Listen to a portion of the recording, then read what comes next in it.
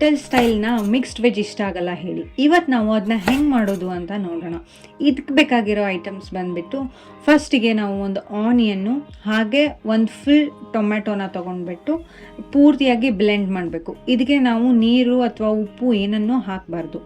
ನಿಮಗೆ creamy texture ಬೇಕು ಅಂದರೆ ಗೋಡಂಬಿನ ಹಾಕೊಬೋದು, ಇಲ್ಲಾಂದರೆ ಸ್ಕಿಪ್ ಮಾಡಿ. ಹಾಗೆ ಇದಕ್ಕೆ ಒಂದು ಬೆಳ್ಳುಳ್ಳಿ, 1 ಟೇಬಲ್ ಸ್ಪೂನ್ ಶುಂಠಿ ಪೇಸ್ಟ್ ಹಾಕೊಬೇಕು. ಇದ್ರ ಜೊತೆಗೆ ಹಾಗೆಯೇ ಒಂದು ಸ್ವಲ್ಪ ಕರಿಬೇವು ಸೊಪ್ಪನ್ನ ಹಾಕೋಬೇಕು. ಇದನ್ನು ಕಂಪ್ಲೀಟಾಗಿ ಪೇಸ್ಟ್ ಮಾಡ್ಕೋಬೇಕು.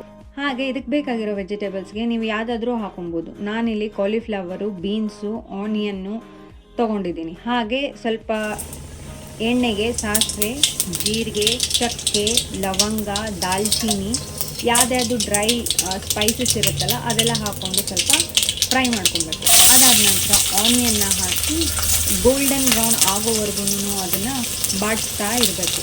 ಇದೆಲ್ಲನೂ ಸ್ವಲ್ಪ ಬ್ರೌನಿಶ್ ಆದರೆ ತುಂಬ ಟೇಸ್ಟ್ ಆಗಿರುತ್ತೆ.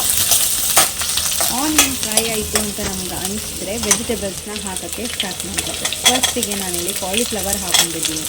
ಇದಾದ ನಂತರ ಇದಕ್ಕೆ ನೆನೆಸಿಟ್ಟಿರೋ ವಟಾಣೆಕಾಳನ್ನ ಹಾಕಿ ಸ್ವಲ್ಪ ಹೊತ್ತು ಬೇಯಿಸ್ಕೊಬೇಕು.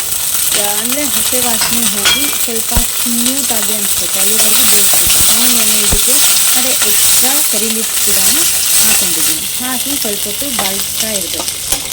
ಇದಕ್ಕೆ ಸ್ಪೆಸಿಫಿಕ್ಕಾಗಿ ಇದೇ ವೆಜಿಟೇಬಲ್ಸ್ ಹಾಕಬೇಕು ಅಂತ ಏನಿಲ್ಲ, ನಿಮ್ಮ ಚಾಯ್ಸಿಂದ ಯಾವುದಾದ್ರೂ ವೆಜಿಟೇಬಲ್ಸ್ನ ನೀವು ಹಾಕೊಬೋದು. ಇದಾದ ನಂತರ ಇದಕ್ಕೆ 1 ಚಿಟಿಕೆ ಅರಿಶಿನ, ರುಚಿಗೆ ತಕ್ಕಷ್ಟು ಉಪ್ಪು, 1/2 ಸ್ಪೂನಷ್ಟು ಕೊತ್ತಂಬರಿ ಪುಡಿ, ಹಾಗೆ ಗರಂ ಮಸಾಲೆನ ಹಾಕ್ಕೊಂಡು ಇದನ್ನ ಫ್ರೈ ಮಾಡ್ಕೊಬೇಕು. ಇದಕ್ಕೆ ನೀವು ಬೇಕಂದರೆ ಎಕ್ಸ್ಟ್ರಾ ಮಸಾಲೆ ಕೂಡ ಹಾಕೋಬೋದು. ಹಸಿ ಖಾರದ ಬದಲು ನಾನಿಲ್ಲಿ ಕೆಂಪು ಖಾರದ ಪುಡಿ ಹಾಕ್ಕೊಂಡಿದ್ದೀನಿ, ಅಂದರೆ ಕಲರ್ ತುಂಬ ಚೆನ್ನಾಗಿ ಬರುತ್ತೆ ಅಂತ. ಇದು ಹಾಕಿದ್ಮೇಲೆ ಸ್ವಲ್ಪ ಮಸಾಲೆ ಬೇಯೋವರೆಗೂ ರೋಸ್ಟ್ ಮಾಡಬೇಕು. ನಂತರ ನಾವು ಬ್ಲೆಂಡ್ ಮಾಡಿ ಇಟ್ಕೊಂಡಿರೋಂಥ ಪೇಸ್ಟನ್ನ ಹಾಕಿ ಹಸಿ ವಾಸನೆ ಹೋಗೋವರೆಗೂ ಬೇಯಿಸಬೇಕು. ಅಂದರೆ ನಿಮ್ಗೆ ಗೊತ್ತಾಗುತ್ತೆ ಅದು ಆಯಿಲ್ ಬಿಟ್ಟ ತಕ್ಷಣ ಬೆಂದಿದೆ ಅಂತಲೇ ಅರ್ಥ. ಇದಾದರೆ ನಮ್ಮದು mixed veg ready to eat. ನೀವು ಕೂಡ ಟ್ರೈ ಮಾಡಿ ಹೆಂಗಿದೆ ಅಂತ ಕಮೆಂಟ್ ಮಾಡಿ. Thank you.